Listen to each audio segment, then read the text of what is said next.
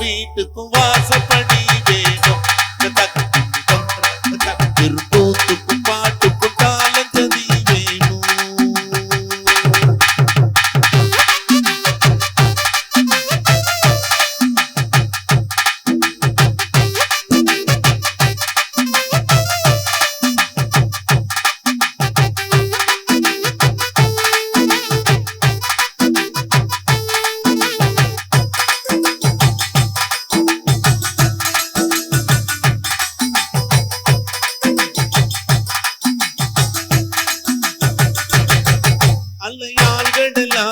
மட்டும் அந்த முத்தை எடுப்பவன் கஷ்டம் இது யாருக்கும் தெரியாது. உள் மனசுல 1000 பாரம் அது பாட்டினில் ஓடிடும் தூரம் இது பலருக்கு புரியாது. ஒன்னில்லாம ரெண்டும் இல்ல, ஆண் இல்லாம பெண்ணும் இல்ல, பெண் இல்லாம யாரும் இல்ல, உண்மை இல்ல என்ன சொல்ல வாசல் இல்லா வீடும் ஒரு தாளம் இல்லா தூத்தும் கத்தி தருகிட தருகிட தருகிடத்தோ அட வீட்டுக்கு வீட்டுக்கு வாசப்படி வேணும். அர்த்தம் அர்த்தம் ஒரு தூத்துக்கு பாட்டுக்கு காலந்தடி வேணும். நல்ல உற்சாகமான கைதட்டல் கொடுக்கலாம் பள்ளிப்பாளையத்துல. நாங்க பாருங்க கைதட்டலோடு இலவசமா விசிலோட உண்மையிலுமே உதிரத்தின் உறவோடு என்னை உறவாட விட்ட தாயே, முதிராத மொழியாலே முத்தமிழை நான் பேச முன்னின்று பேசாய் நீயே, நற்றாயே தமிழ்த்தாயே என் நாவில் வந்து நடம் புரிவாய் நீயே, எங்கேனும் பிழை இருந்தால் நீ பொறுப்பாய் இங்குதாயே, தமிழுக்கும் தமிழர்களுக்கும் என் சிறந்தாழ்ந்த வணக்கங்களை உங்கள் பாதங்களில் சொல்லி ஒரு நல்ல கைதட்டல் கொடுங்க எல்லாருமே. ஆனா அழகு பாளையம், அற்புத பாளையம், சிறந்த பாளையம், சிங்கார பாளையம், புகழ்மிக்க எத்தனையோ பாளையங்களில் பேசி இருந்தாலும் பள்ளிப்பாளையத்திற்கு இணை வேற எந்த பாளையமும் இல்லைங்கிற மாதிரி கெத்தா உட்கார்ந்து இருக்கிறவங்க அத்தனை பேருக்கும் சத்தான தமிழ் வணக்கத்தை சொல்லி நடுவர் அவர்களே உண்மையிலுமே தம்பி திருப்பூரை பத்தி ஒரு வார்த்தை சொன்னா அத்தனை பேரும் கைதட்டினீங்க பாருங்க. உண்மையிலுமே சொல்றேன் நடுவர் அவர்களே, பிழைப்பு கொடுத்த ஊர் மட்டும் இல்லைங்க திருப்பூர், பிழையே இல்லாத ஊர் தான் திருப்பூர் பகுதி அப்படின்னு சொன்னா அதுதான் பெருமை.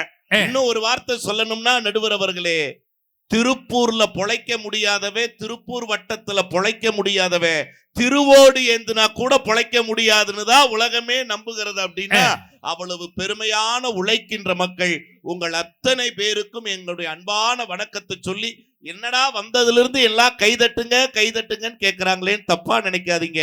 ஒரு மனிதன் பிறக்கின்ற போது அவனுக்கு கிடைப்பது தாயினுடைய நாக்கில் இருந்து பிறக்கிற தாலாட்டு. அதே மனிதன் இந்த மண்ணை விட்டு நீங்குகிற போது அவனுக்கு கிடைப்பது உற்றார் உறவினர்கள் உடன் பழகியவர்களினுடைய கண்களில் இருந்து வெளிகிற நீராட்டு. எங்களை போன்ற மேடை கலைஞர்களை வாழ வைப்பது உங்கள் கைதட்டல் என்கிற பாராட்டு. எவ்வளவு அழகை தான் பெருமை. ஏன் தெரியுமா? இங்க பாருங்கண்ணே, சத்தியமா சொல்றேன், எல்லா இடங்களிலும் நாற்காலிகள் போட்டிருப்பாங்க.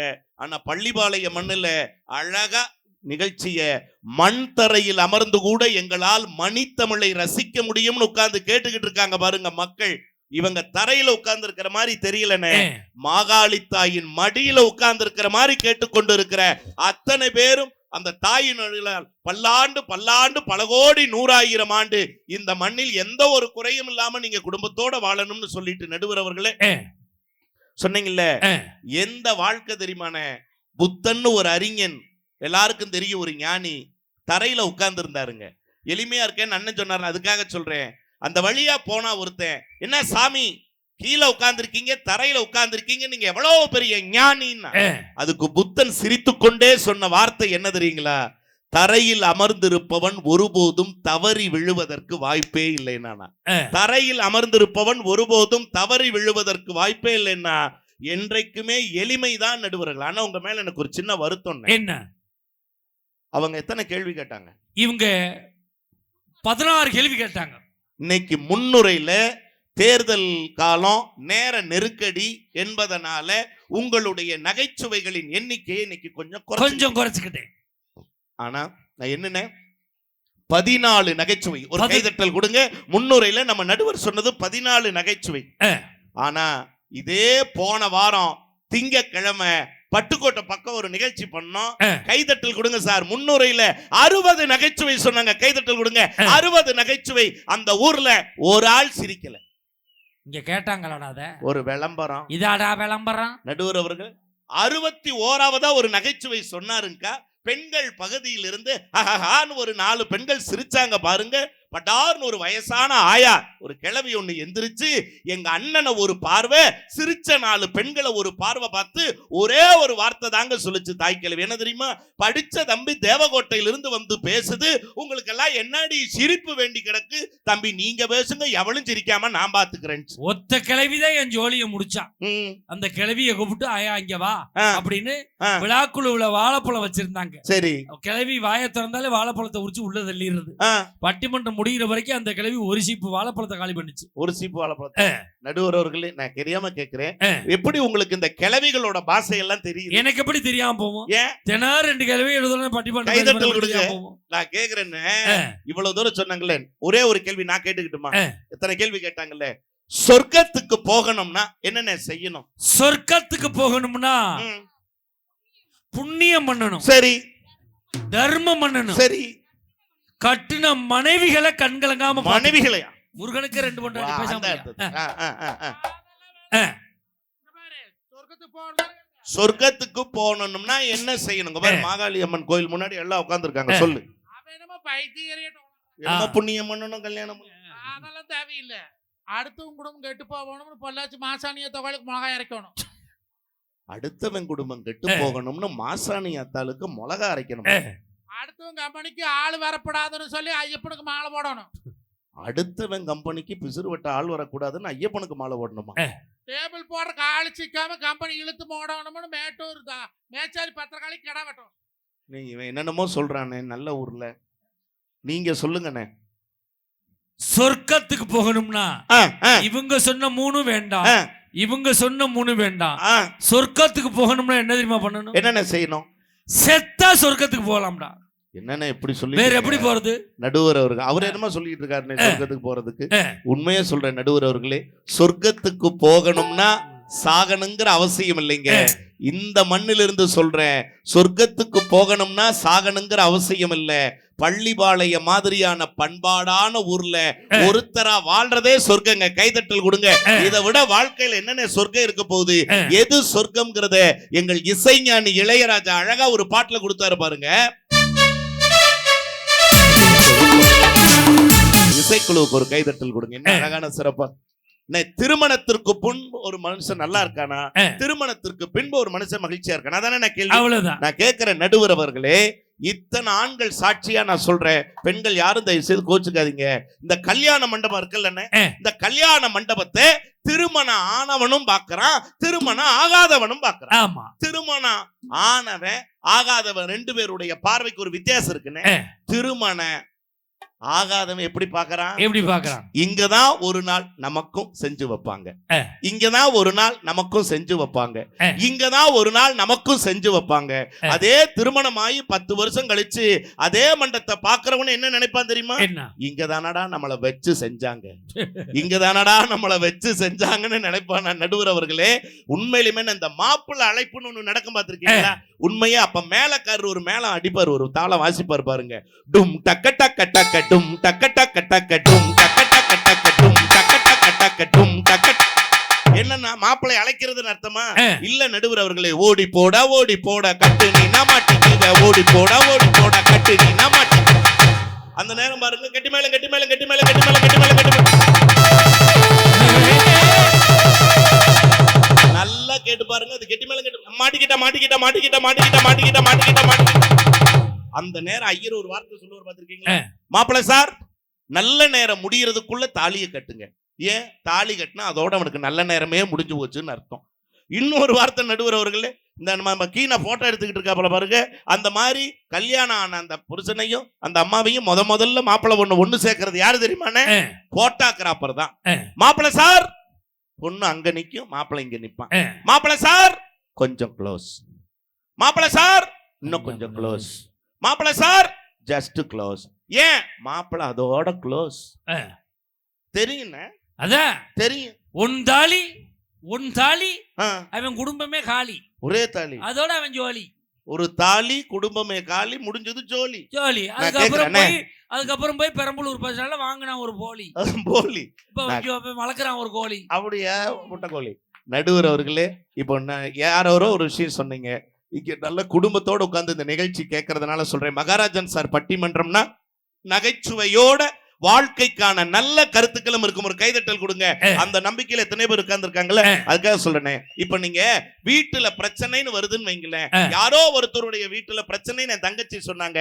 எதுக்குங்க யாரோ ஒருத்தருடைய வீட்டுல பிரச்சனை? ஒரு கைதட்டல் கொடுங்க. நம்ம நடுவர் வீட்டுல பிரச்சனை, ஒரு கைதட்டல் கொடுங்க. உங்களுக்கும் உங்க வீட்டம்மா கடையில பிரச்சனைன்னு கைதட்டல் கொடுங்க. நம்ம நடுவருங்க, நம்ம ஊருக்கு வந்திருக்காங்க, அந்த மாகாளி தாயினுடைய சன்னிதானத்துல நான் கேட்கிறேன், ஒரு பிரச்சனைன்னு வைங்களேன், இல்ல உங்களுக்கு உங்க வீட்டம்மாவுக்கும் பிரச்சனை வந்திருக்கா வந்தது இல்லையா? இல்ல பிரச்சனை தான் வராம போயிருமா? கைதட்டல் கொடுங்க சார். என்ன இப்படி அமைதியா இருக்கீங்க? இல்ல பிரச்சனை வராம தான் நாங்க விட்டுருவோமா? நல்ல ஆளுகடா சேர்ந்திருக்கீங்க.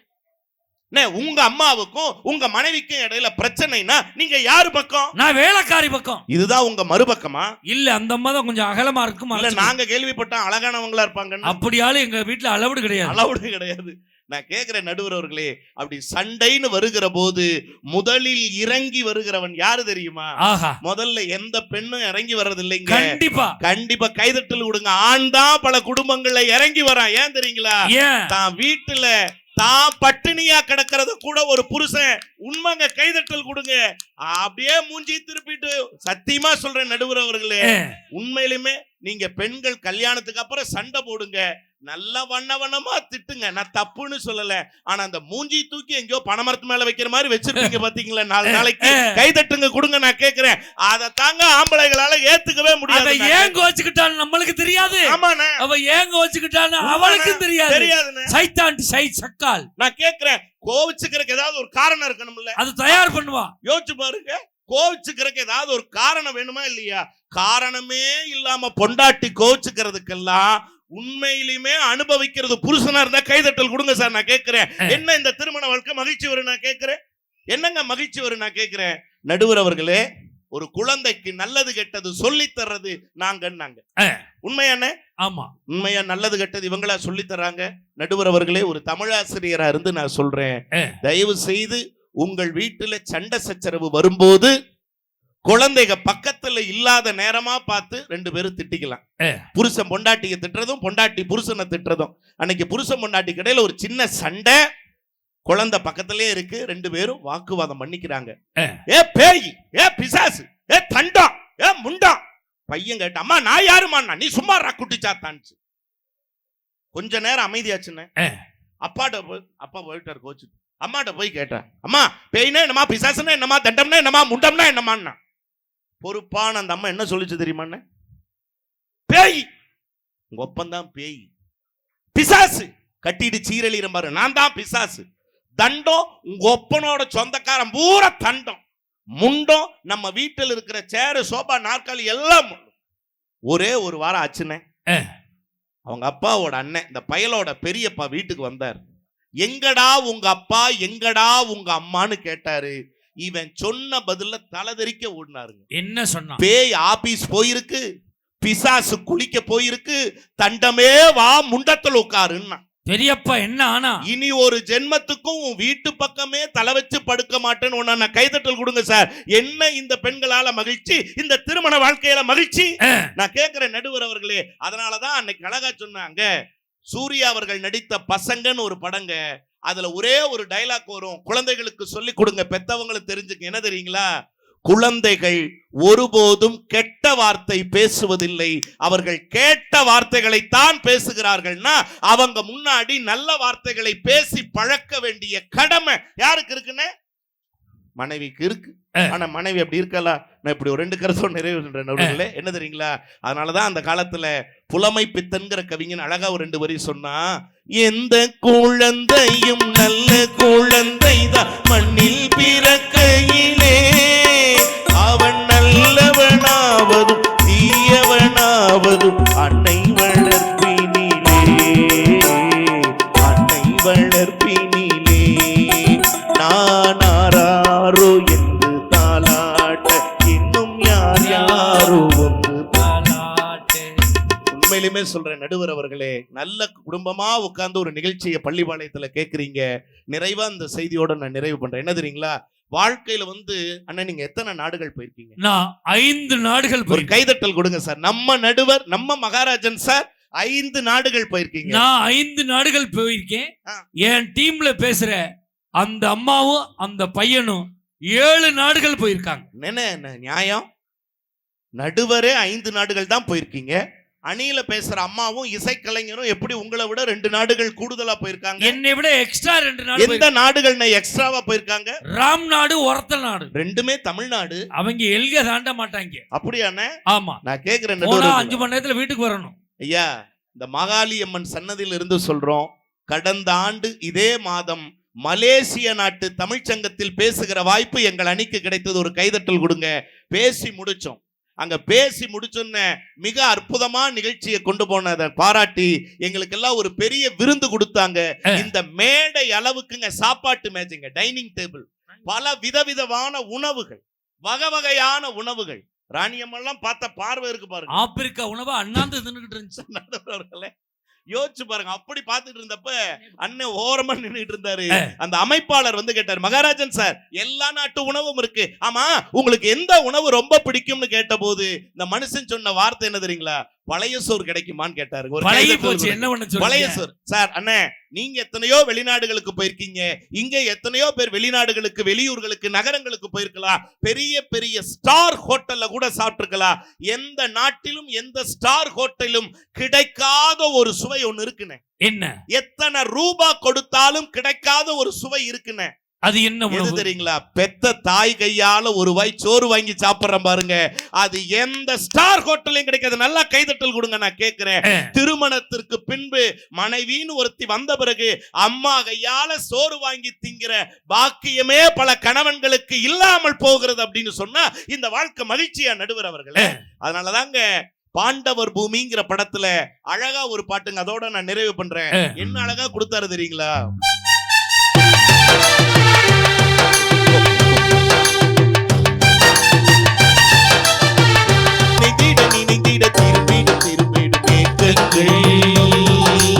அது ஒரு அழகிய நிலா காலம், கனவினில் அடிக்கடி உலா போகும். அது ஒரு அழகிய நிலா காலம், கனவினில் அடிக்கடி உலா போகும். நிலவுகள் கூடி பூமியில் வாழ்ந்தது அது ஒரு பொற்காலம். அவரவர் வாழ்க்கையில் ஆயிரம் ஆயிரம் மாற்றங்கள். நெஞ்சில் நினைந்திட நினைந்திட நினைந்திட நினைந்திடும். நல்லா இருக்குங்களா? நான் கேட்கிறேன் நடுவர் அவர்களே, திருமணத்திற்கு முன்பு எல்லோருக்குமான வாழ்க்கையை நம்ம வாழ்ந்தோம். ஆனா திருமணத்துக்கு பிறகு மனைவி பிள்ளைகள்னு ஒரு குறுகிய வட்டத்திற்குள் தான் மனிதன் வாழ்ந்து கொண்டிருக்கிறான் என்கிற காரணத்தால் நல்ல தீர்ப்பை பள்ளிப்பாளையம் மண்ணுக்கும் மக்களுக்கும் தருவீர்கள் என்கிற நம்பிக்கையோடு வாய்ப்பளித்த வாய்மொழி கேட்ட அத்தனை நல்மக்களினுடைய பாதங்களிலும் என் பணிந்த வணக்கங்களை காணிக்கையாக்கி விருப்பமில்லாமல் விடைபெறுகிறேன். நன்றி, வணக்கம். நல்ல பேச்சு, அருமையான பேச்சு. நல்ல ஒரு கைதட்டு கொடுங்க பாப்போம். உடனடியாக மறுத்து பேச வருகிறார் ராமாணி குமார் அவர்கள்.